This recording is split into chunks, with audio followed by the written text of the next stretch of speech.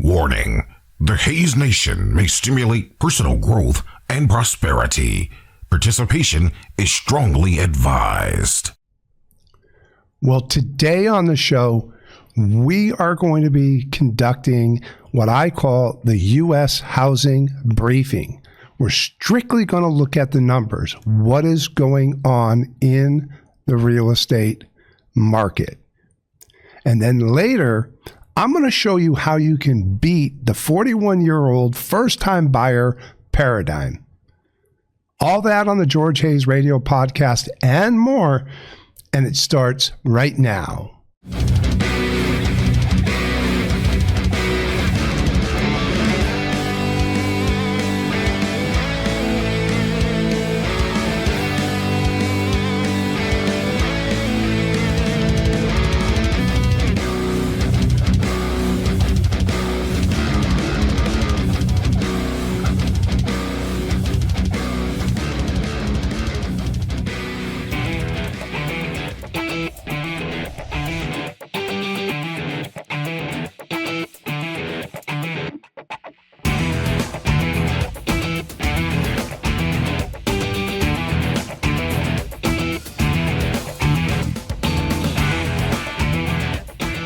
Okay, welcome to the George Hayes Radio Podcast. We're so glad you are joining us here. I hope you're having a blessed day wherever you are. We are broadcasting from the Bama One podcast studio in the great state of Alabama. It's actually kind of a really cold day here. You want to reach out to me? It's georgehayes@usa.com, georgehayes@usa.com. I want to hear your stories. If you're building a life of faith, freedom, and prosperity, you're trying to build something for your future. Right? You want to generate a life of wealth. I want to hear that story. And conversely, if you're struggling, I want to hear that story too.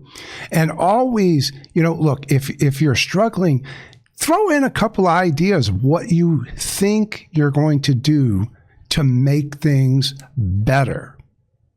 Okay?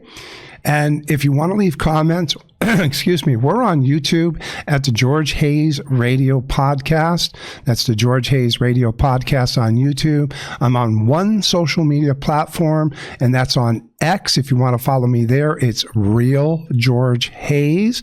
And then last but not least, and most important, become part of the Hayes Nation. Go to hayesnation.com.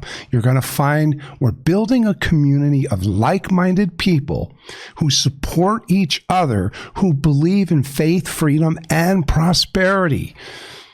There's all the episodes for the show are there. And by the way, we are broadcasting on all, or at least every podcast platform we can get on, and we're continuing to expand. So you'll find all of that there. But more importantly, you're going to find support and tools there to help you work on building a life of wealth. And just having conversations with other people that might be stronger in one thing and you're stronger in another. I mean, getting people together and working together is important. So go to hayesnation.com, become part of the Hayes Nation. Now, in the first segment today, we're talking about the U.S. Housing Briefing, okay? Strictly the numbers, all right? I wanna just kind of go through it methodically. What do the numbers look like? I've got a lot of notes here, so bear with me, okay? And then later on the show, I'm going to show you a way, give you some examples and some ideas you may not have thought of on how you can beat this 41-year-old first-time buyer paradigm. Because right now in the United States, the average age of a first-time home buyer is 41. It used to be in the early 30s. It's gone up significantly. But I think there are some things that we can do to work around that. Okay, so now, before we get into the numbers, and I think it's important because I want you to hear this, right? There are things that people say online, and I've gone out and captured a few, and I want to share the sentiment that's out there. And these are genuinely how people feel. They're valid, Okay? So let's just listen to what they have to say before we dive into this. Okay? One person said online, they said this. They said, I just bought my house, my first house, and it is so much smaller than the one I grew up in. I make more than both my parents did, but can't afford the same things. Now, another person said, I'm arguing with boomers who say just work harder. And then they go on to say that we are in the most unaffordable housing market in American history, and it's not even close. Another person said, wanting to afford a home is an entitlement now. My father has bought and sold excuse me, my father has bought and sold at least 4 homes, and my wife and I make decent money and can barely afford to rent a 1-bedroom apartment. And then finally, another person said, I've been house hunting and there is nothing in my budget of $200K. And if there is something in that range or below, it's usually priced down to start a bidding war for investors. How are people supposed to even buy a starter home? Now, these are things that people say. This is how they feel. These are their valid feelings about what's going on. Okay? I don't dispute them. I have sympathy and empathy for these people. I agree that, it is a very difficult market. So, having said that, I felt it was important to examine what is exactly going on and then what we can do about it. Because these sentiments they're true feelings, okay? These people are expressing how they feel, okay? But if we're building a life of wealth and prosperity, we need to also know what the facts are, formulate a plan, remove the emotion, and start speaking positively about what we're going to do. And I've done the whole segment, if you want to go back and listen to it, what you say is what you get. What comes out of your mouth tends to foretell the future for you, especially if you keep speaking it over and over and over. Not saying that to dismiss these genuine people's feelings. I'm just saying that, we need to know the facts. And if you're going to go down this road, you want to get that first home or that first piece of real estate, that first investment into the housing market, you're going to have to know what the facts are, and then you're going to have to develop a plan. And sure, you can be upset about things. There's nothing wrong with that, but you have to contain your emotions and formulate a plan. So the first thing I want to do, and I apologize, I've got something going on here. I don't think I'm catching something, but here in Alabama, we've got all kinds of allergies, and I seem to catch them all. So before we get into the actual numbers, all right, in the housing market, I want to set some definitions here for housing, because a lot of people get lost in the weeds when it comes to what the actual numbers are and what the differences are in housing and housing units and homes and all that stuff. So let's just go through some definitions here. Okay, there are basically 3 housing categories. Okay, and this is simple, plain English. All right, and just so you know, I am getting my information, for anybody who's curious where I'm pulling it from the U.S. Census Bureau, American Housing Survey, and Congressional Research Service. Okay, that's where I'm getting my information from. Okay, so we need to first talk about housing units, okay? Because this is one category, all right? And this is the first category, and that is the number of total housing units. Now, currently there's about 145 million. We're going to get into the numbers here in a minute, but there's about 145 million housing units. And what this means is a housing unit that's every place in America where a person can live. If someone sleeps there, cooks there, and calls it home, it counts as a housing unit. Now, what is included? Okay, this is important. This includes houses, apartments, condos, townhomes, duplexes, mobile and manufactured homes. Okay? It does not include hotels, dorms, nursing homes, or prisons. Okay? So when I say total housing units, I mean every roof over every head in America, with the exception of the hotels, dorms, nursing homes, and prisons. Okay? The second category that is used is single-family homes, and this is called all types. Okay? And this is important. What does this mean? It means that homes that are designed for one household, not multiple families stacked on top of each other, okay?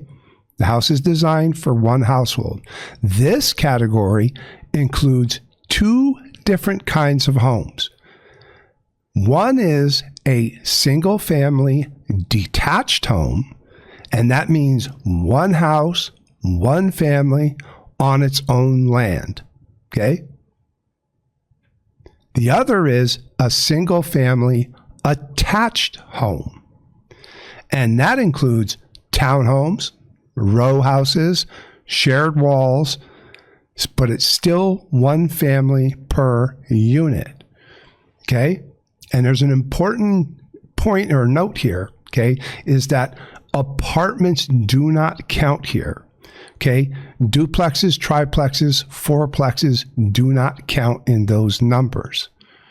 Now, I know I'm trying to make this simple because there's a lot here, okay? But, we need to define everything, okay? Now, there is a third one, which is single-family detached homes, okay?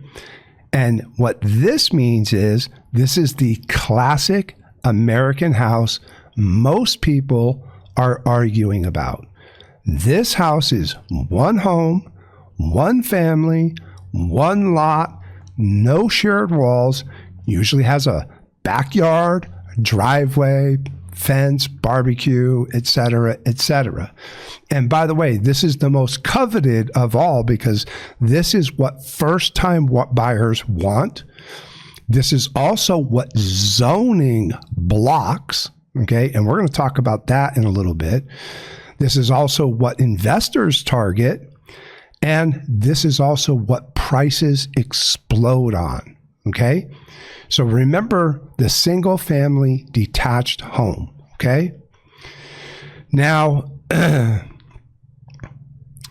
let's get into some numbers here, okay? These are the big numbers. So total housing units, remember, that's everything that people live in. There's approximately 145 million of those right now in the U.S. That's the total inventory. Now, single-family homes, all types, okay, that includes townhomes as well, okay, as well as single-family homes on a single lot. There's approximately 85 million in it available, okay? And then the single-family detached home, the one that everybody wants, right? Picket fence, right? Your own driveway. There's between 70 and 75 million of those, okay? So right away, we notice something, okay? Most housing in America is not the kind of house people want to buy. The kind of house people want to buy, there's only about 70 to 75 million of them. There's a whole bunch of other different types of houses, but those are typically not the kind that people want to buy. Although It depends, in some suburban areas, buying a townhome or a condo is a legitimate, first buy, or, some people just want to live in that lifestyle. Might be close to the office, might be central to everything for them. So there are some exceptions to that. Okay. So who actually owns and lives in these homes? Okay.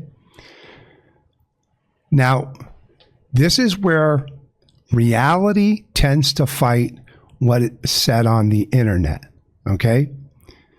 Because a lot of people seem to think that the majority of these homes are owned by giant corporations or they're all being rented out. But here is the honest truth, okay? About 65% of U.S. housing units are lived in by their owners. I'm not making this up, okay? This is the U.S. Census Bureau. I'm not making this up. So, and what that means is that there is no landlord, there's no rent, the owner actually lives there. Now here, this is where it gets really interesting. For single family detached homes, remember, white picket fence, driveway, barbecue, backyard, okay? Owner occupancy is even higher. It's roughly 75%. So of all of those homes out there, those single family homes, 75% of them are owner occupied. Okay. So what does this mean? It means that most houses are still owned by regular people. They're just living in them. People like you and me, they're just living in that house, right? So what about this thing that Wall Street bought all the houses, or did they? Okay. Now, the short answer is no. Wall Street did not buy up all the housing. Okay. Now, the long answer is that they did buy some, and where it matters is locally. Okay. They don't own America. All right. They just have strategically bought in certain areas. And we're going to get into that in a minute. So here are the true numbers, okay? Big institutional investors own about 3 to 4% of single-family rental homes nationwide. Nationwide. Now that's roughly about 500 to 600,000 homes. If you include all corporate ownership, and that means small LLCs, mom and pops, people who own, like maybe an Airbnb, or they own 2 houses and one they rent. If you include all of them, the number rises to 10%. So big investment is 3 to 4%. And then when you take all the mom and pops in there, it rises to about 10%. So yes, investors can be annoying, but there's many people who make a living off of investing in real estate. And look, if you're trying to build wealth, I know you want to buy a first-time home, you're a first-time home buyer, and yes, you want to get into that first-time home, right? But you may find yourself in the future where it's opportunistic for you to keep your first home, move into another home, rent the other one out, and guess what? Now you're in this category of being one of these small-time mom and pops who have multiple properties and you're renting, okay? So here's where it gets, and look, and I know that can be annoying to some people, okay? But the reality is they're simply just not the majority of homeowners. Now, here's where it gets interesting. In some cities, okay, in some cities and areas, investor ownership can reach 15 to 25%. And this is where people feel it, okay?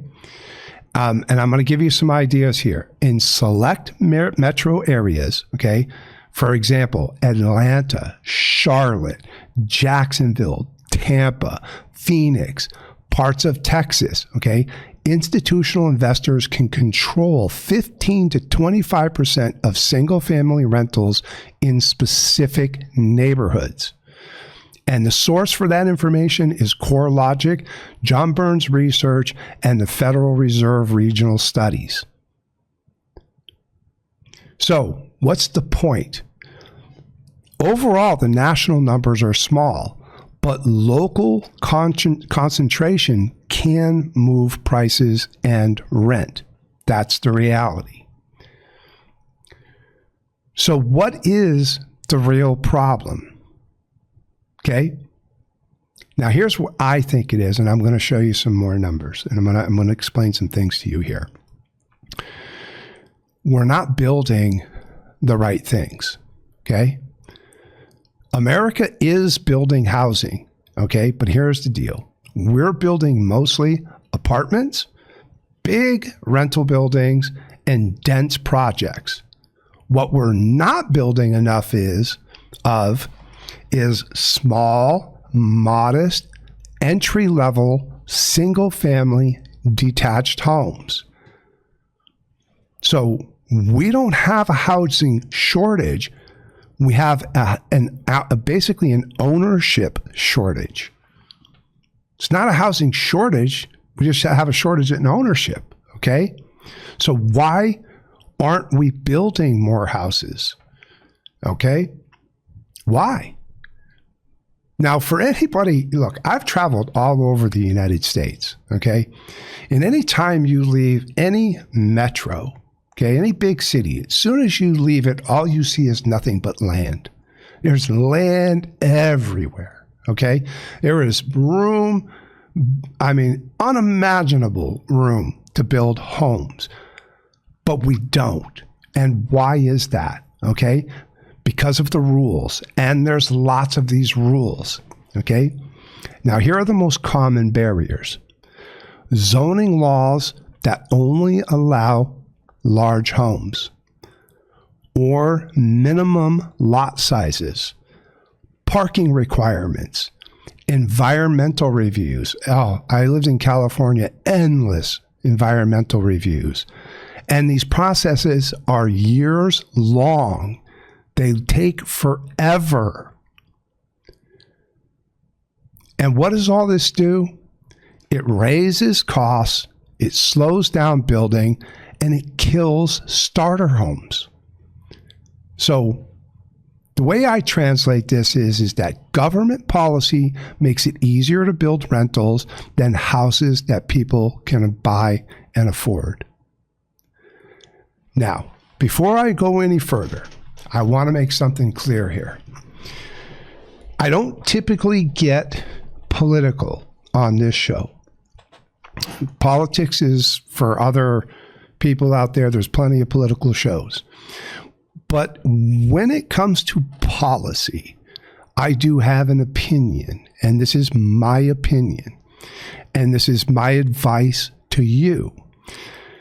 People who live in these communities where you have the mayor, the city council, the zoning board, the building departments that are exercising these roadblocks.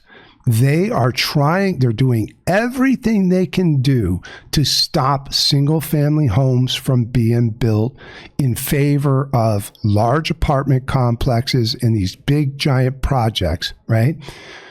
That is where, if you're angry about this, if you're upset about this, that is where you should point your anger and your energy.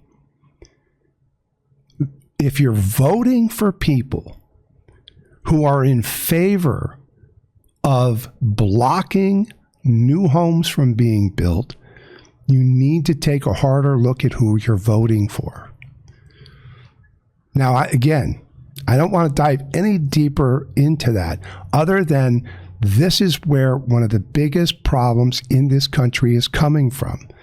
We're being blocked by our own politicians, excuse me, and bureaucrats. We're being blocked from new homes being built because they want 15-minute cities. You've heard terms like, you'll own nothing and you'll be happier. This is the crux of the problem with home availability. Now, what about prices and rates? Okay. Well, first of all, prices went up way too fast, and then rent went up fast. And this creates two bad things. It raises monthly payments and it pushes first-time buyers out of the market. So people do what? They rent longer, buy later, or they never buy at all. Okay? And that's what brings us to right now, the current first-time buyer age is between 40 and 41 years old, when it used to be like in the 30s.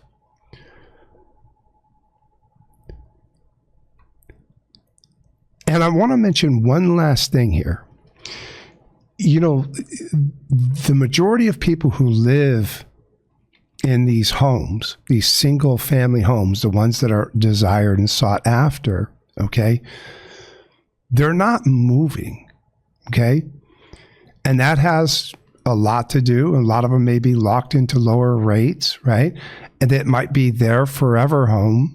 I can tell you right now, I've owned several homes. The home I'm in right now is my forever home. It's not for sale.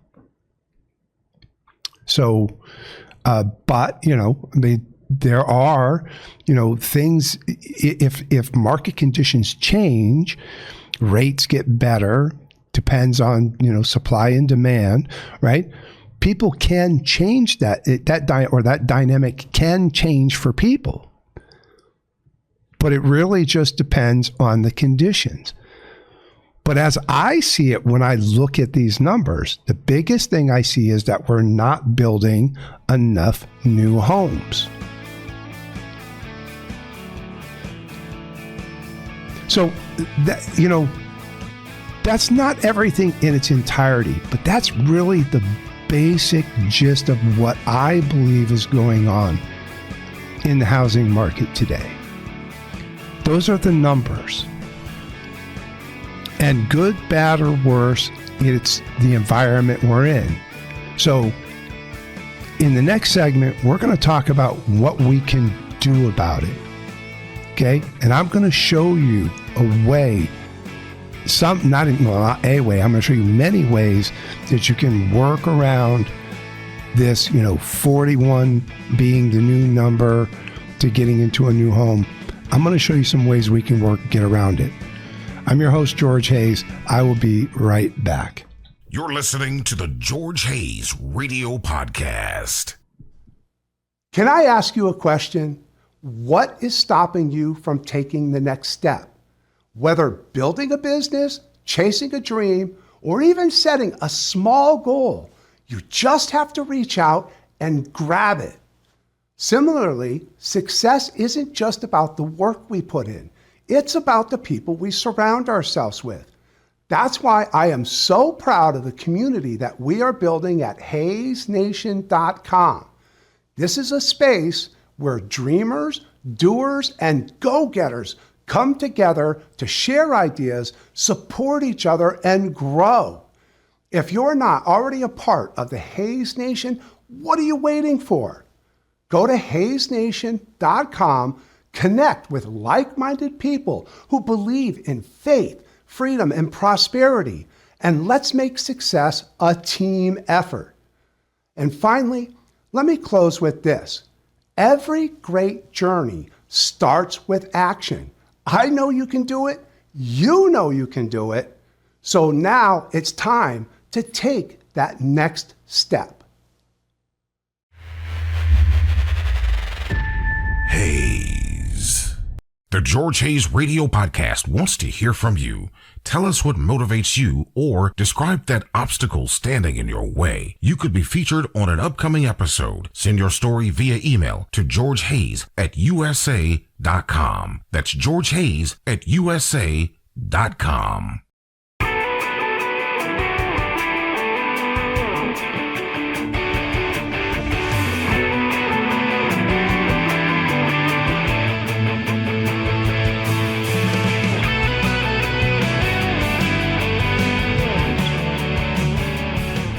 Okay, well, welcome back to the George Hayes Radio Podcast, segment 2.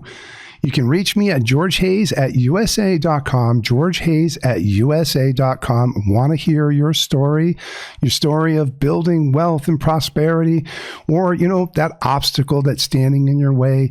Whatever it is, go ahead and reach out to me. I would love to hear from you. You can leave your comments on YouTube at the George Hayes Radio Podcast. And if you want to reach me on social media, there's only one platform. I'm on X at Real George Hayes.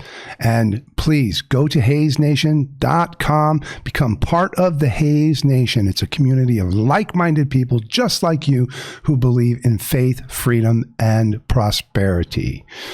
All right. So in between the break here, I went ahead and I got myself some lozenges. Okay. And I don't know what's going on. I guess, it just has something to do with whatever's in the air here. Since I've been here in Alabama now for about 4 years, actually going on our 4th year, and I've discovered all kinds of new allergies, which is really interesting. And they pop up from time to time. So whatever it is, I've got something here going with my throat. But guess what? The show must go on. So what we're going to do is let's go ahead and dive right in. Okay. Now, in the first segment, we talked about just what, the stats are, what was actually going on in the housing market. Okay. And again, I'm very empathetic to people taking this, please help approach. I mean, this is ridiculous. Prices are so high. Interest rates are high, and I can't find anything, or, there's too much to put down, or, I get it. Okay. But, this struggle has always been there. Is it worse now? Yeah, in some ways. There have been times throughout my life where housing has been an issue in the past. And let me tell you something. When I bought my first house, I had to do the traditional method. It was 20% down. There wasn't any of the programs that exist today to help first-time buyers the way there is, it just didn't exist back then. So it was just a hard grind to get to 20% so you could get that first house. So, there's always going to be some struggle about getting into the real estate market, but those who succeed are the ones who don't get down by what the environment is, but instead formulate a plan to work around the environment, work within the system you have, and start trying to find a way to make it work. Okay. And that's what, I've said it before, and I'm going to say it again. Building wealth takes time. It's a slow grind. So let's go ahead and I've got what I want to do here is I want to give you some ways that you can kind of beat this, 41-year-old first-time buyer paradigm. That's what I'm calling it. Okay. So let's just start with what the reality is, right? And the reality is that the average age is around 40 to 41. Okay. Now, this didn't happen because people suddenly became irresponsible. That's not it at all. It happened because prices outran wages. Supply was choked by policy, and people seem to have the idea that they must buy where they already live, no matter the cost. Okay? Now, here's the uncomfortable truth with this. Staying put in an unaffordable market is a choice. You understand that? Let me repeat that. Staying put in an unaffordable market is a choice. You're choosing to stay there. And especially, look, if you're in one of these metropolitan areas that I mentioned earlier, where there is a large concentration of institutional and LLC, small mom and pop buying big chunks of areas and turning them into rentals and stuff, that's not going to change anytime soon. So if you're in that market and you're struggling, you might want to consider doing something different. Now, to me, home ownership is not about status or zip codes. It's about control, stability, and building equity earlier. I can't put more emphasis on this. You need to get into a situation where you're building equity as soon as possible. Okay? So before we move on, let me just add this. Okay? As an American, you are free to move. Okay? You are not legally, economically, or morally required to stay stuck in a market that is out of your league. Okay? And look, relocation can be painful. Okay? It's a big, giant pain in the butt. Okay? But permanent renting is way worse. Now, I have moved several times in my life, moving to markets that make sense. Okay? And we'll get into the reasons why people move here in a minute. Okay? But I want you to consider that, because if you feel stuck, maybe it's time for a serious game plan change. All right? So let's go ahead. Here we go. Here are some of the things that you can do.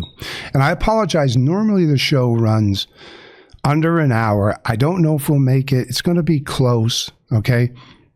And this is a short form podcast, but I've got a lot to cover here. So let's see how quickly I can get through this. All right. So let's start with step 1. Okay.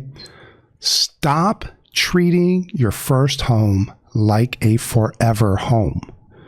Most people delay buying because they want the perfect location, the perfect house at the perfect interest rate. Now, I'm just going to tell you right now, my first home was not my forever home. It wasn't my perfect home, but it was the home I could afford, and it got me in, and I started building equity. Okay? Now, this type of mindset can add 5 to 10 years of delay. That's 5 to 10 years of lost equity building. Now, the smarter approach is buy what works now. Buy small, modest, and functional. Even if it's a fixer-upper. Look, as a homeowner, you're going to have to do repairs. If you buy a fixer-upper, right, spend some money on it, where it matters. Increase the value of the property and the likelihood that you'll be able to sell it for more later. Okay? But most importantly, the sooner you get in, you let equity and time do the heavy lifting. Your first home is a stepping stone. It's not the destination. Okay? Now, step number 2 here. You got to kill the myth that you must buy where you grew up. And this is one of the most damaging assumptions in housing. Okay? And we've talked about this, that some metros are structurally unaffordable due to zoning, taxes, and regulation. Okay? And no amount of budgeting fixes a broken market. Now, I can tell you something right now. California is damaged. The Southern California market where I was living is damaged, and I'm no longer in that market. That's a good example of, where overbearing regulations and policies have destroyed a housing market. Now, the hard truth is this, okay? If the math doesn't work where you live, change the map. That's MAP, the map. The math doesn't work, change the map. Now, people have moved over history. People move for all kinds of reasons, okay? Jobs, land, lower costs, better futures for their families. Housing is no different. It's no different. Okay, the step number 3, okay, the down payment myth, okay? You don't need 20% down. So if you think that you've got to save 20% down to buy a $600,000 home, man, that's a long pull. That's a lot of work, okay? And, you know, if a $600,000 home is not in your budget, and let's just say it's a $350,000 home, 20% is still tough sledding, okay? So here's the reality, and many people may not know this, but many to most first-time buyers only put 3 to 10% down. I don't know if you knew that. And there are programs that exist specifically to reduce upfront cash. Okay? Now, there are FHA loans that are like 3.5% down. There are USDA loans, which are 0 down in eligible areas. And USDA loans are usually found in rural areas. Here in Alabama, we have, USDA loans in certain areas. And you can get into a home for 0 down. We have VA loans. Vets can get loans for 0 down. And then there are often state and local first-time buyer assistance programs. Waiting to save 20% often costs more in missed appreciation than PMI ever will. Now, let me repeat that for you, okay? Waiting to save 20%, because you could take forever to save 20% because you don't want to pay PMI, right?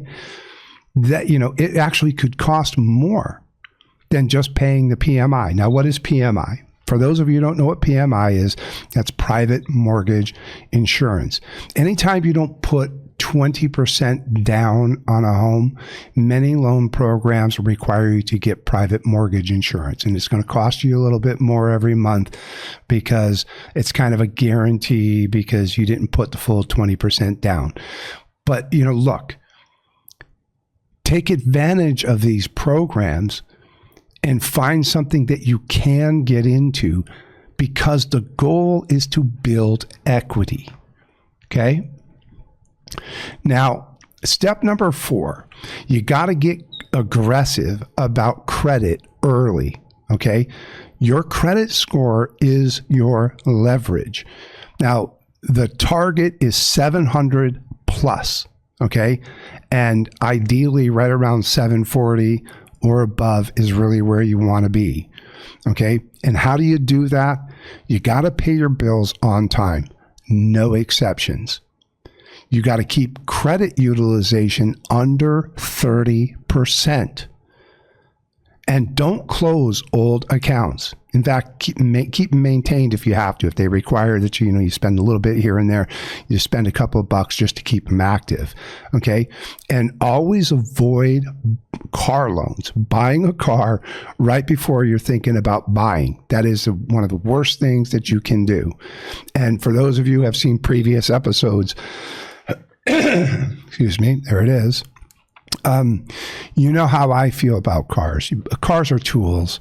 You shouldn't be spending more than you can afford for a car. You don't need to buy $60,000, $70,000, $80,000 off the lot. You need to buy a car that's going to get the job done.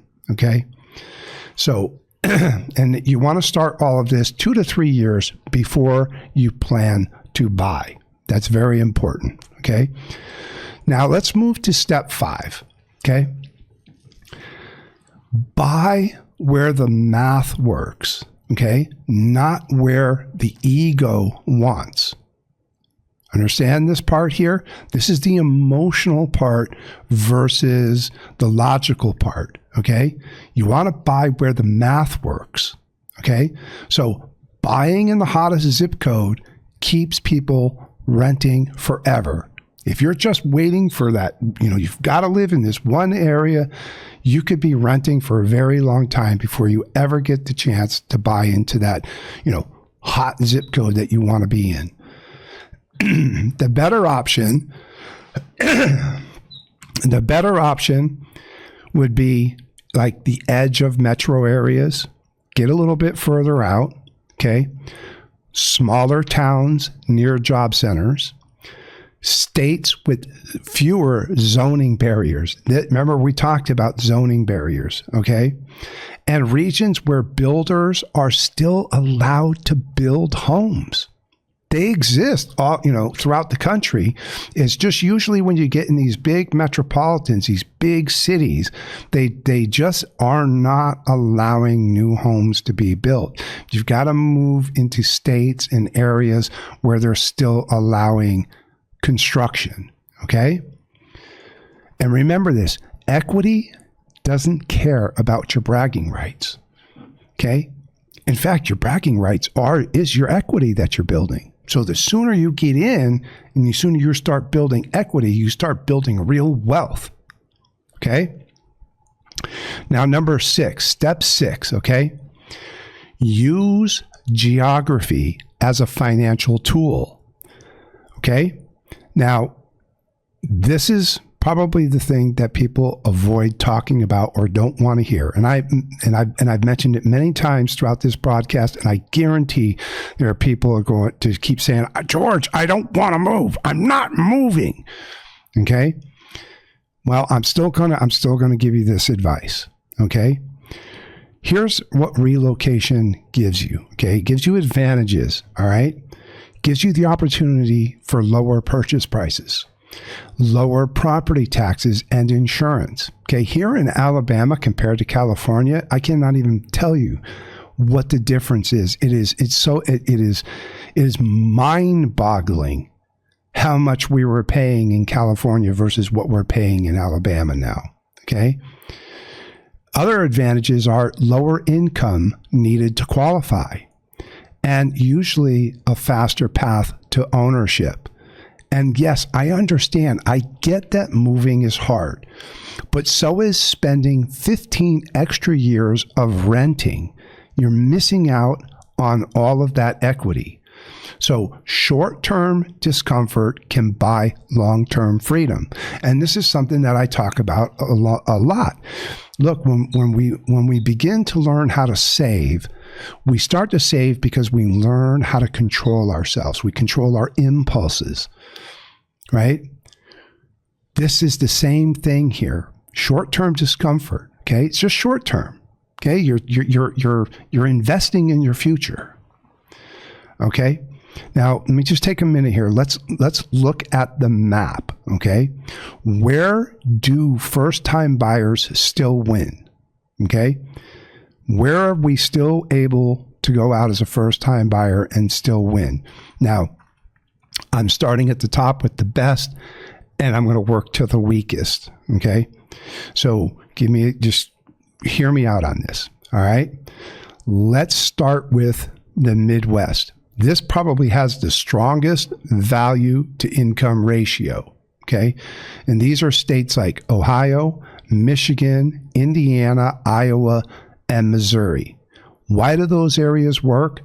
Because they have lower median home prices, slower price volatility, property taxes that, while aren't perfect, are generally predictable, and they're usually solid blue and professional job bases there, okay?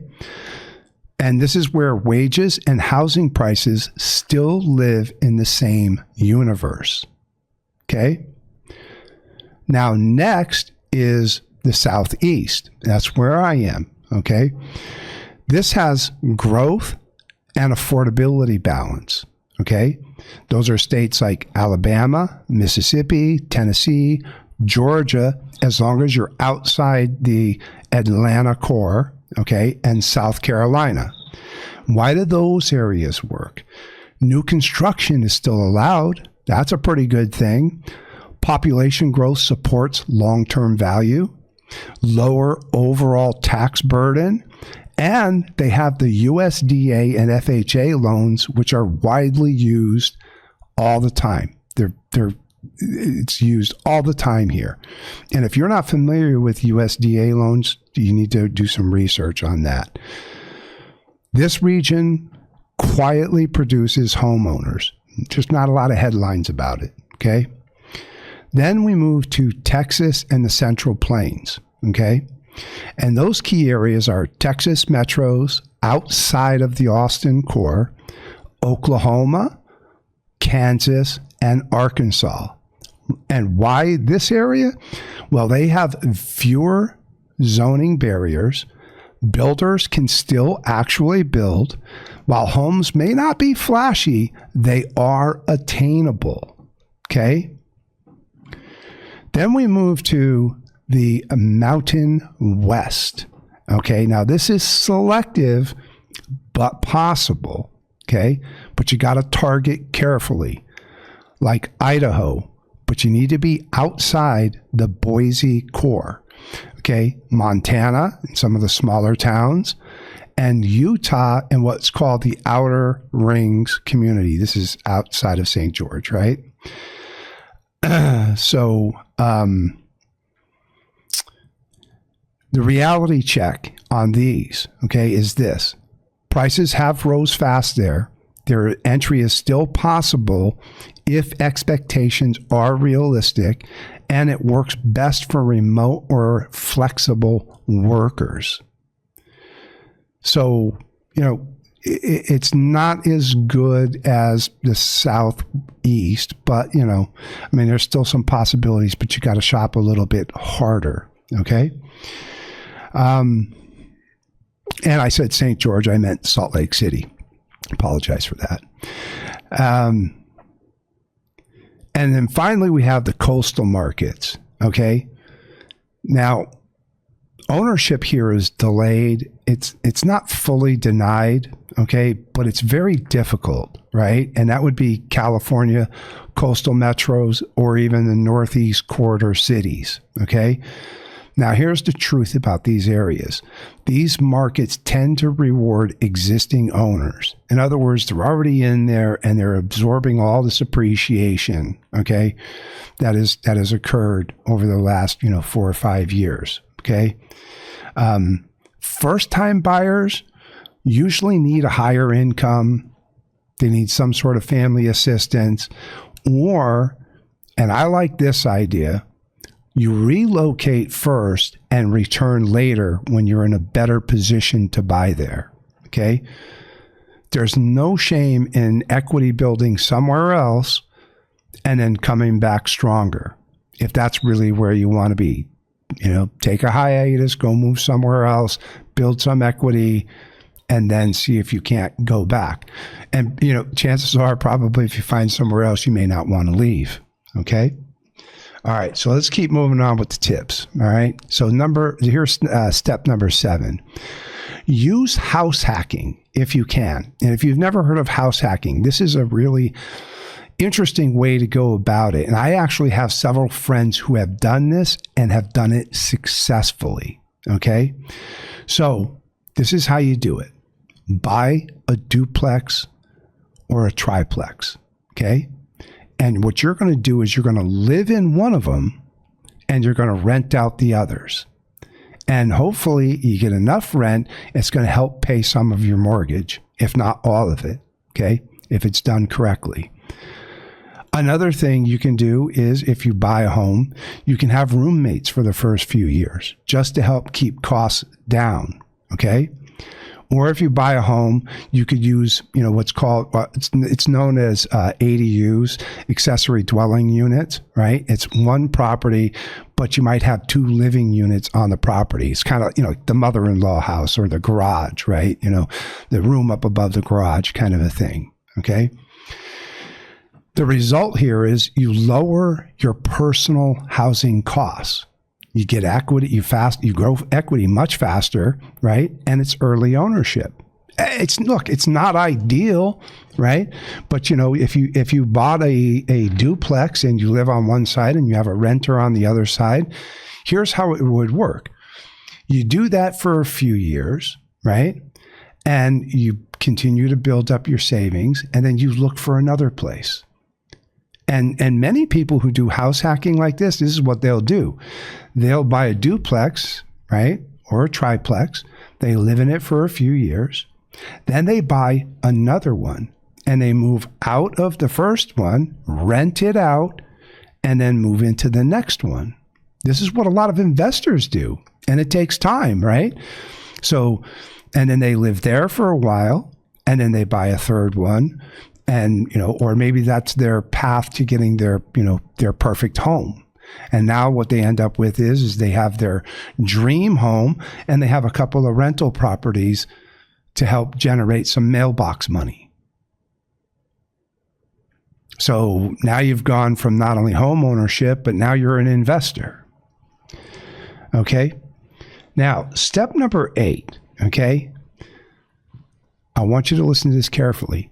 Marry the payment, not the rate. Don't get caught up in rates, okay? Get the best possible rate you can get, okay? You're after equity because equity compounds over time, okay?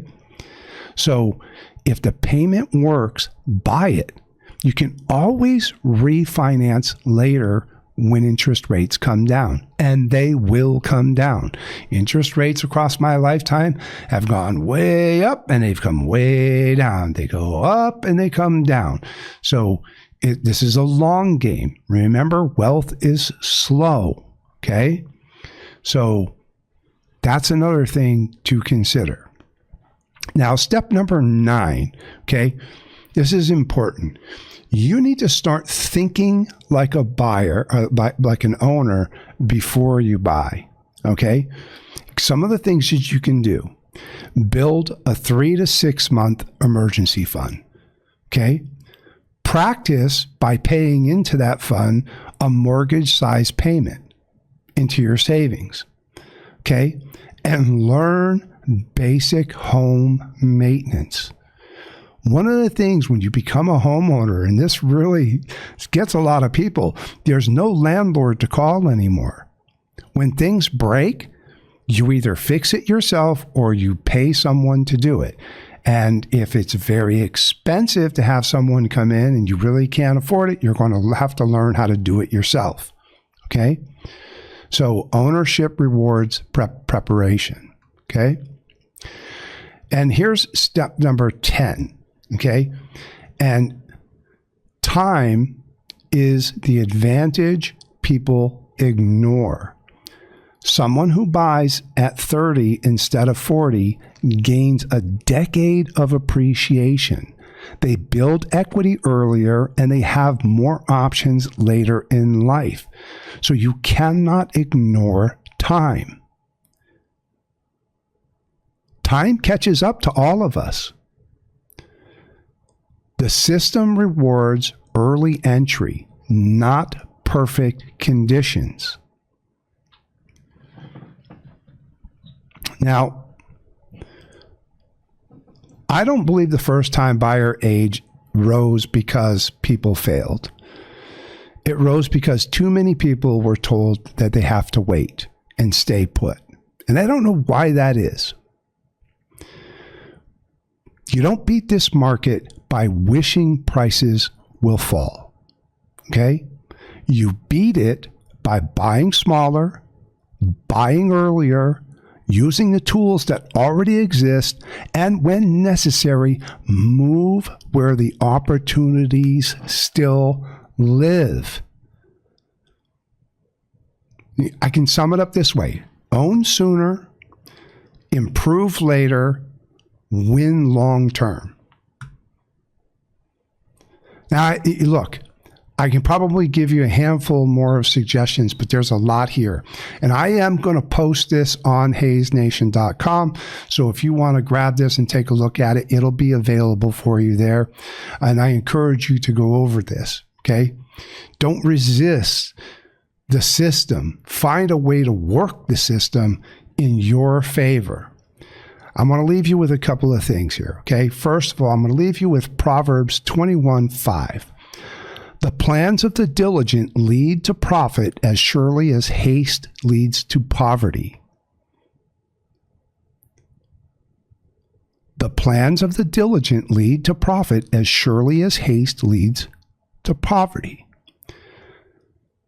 Before God ever is going to expand on what you own, he watches how you manage what you already have. That's what that means. Now, I'm going to leave you with this prayer, okay? And this is for all of you out there who are struggling with trying to figure all this out. I hope that this information is a blessing to you. So let me leave you with this, okay? Lord, give me the discipline to do what is right, not what is easy. Help me plan wisely, live within my means, and make decisions that honor you. Teach me patience when I want things to go fast, and wisdom as I build for the future. Prepare me to be a good steward of what I will own one day. I trust you with my steps and my success. In Jesus' name we pray, amen.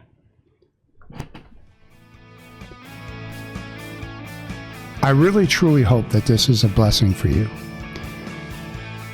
If you have to, go back and listen to it again. I covered a lot. There's a lot of information. Go to Hayes Nation. I'll post it up there as well. So if you kind of want to read through my notes, okay, and especially the steps to overcoming this, I encourage you to do so. Please. All right, that's it. Until next time, remember to keep that train rolling down the tracks, because the light at the end of the tunnel, it might just be you. I'll see you next time. It's time to smash that like button and subscribe. To share or leave comments, log on to YouTube at the George Hayes Radio Podcast or visit us online at HayesNation.com.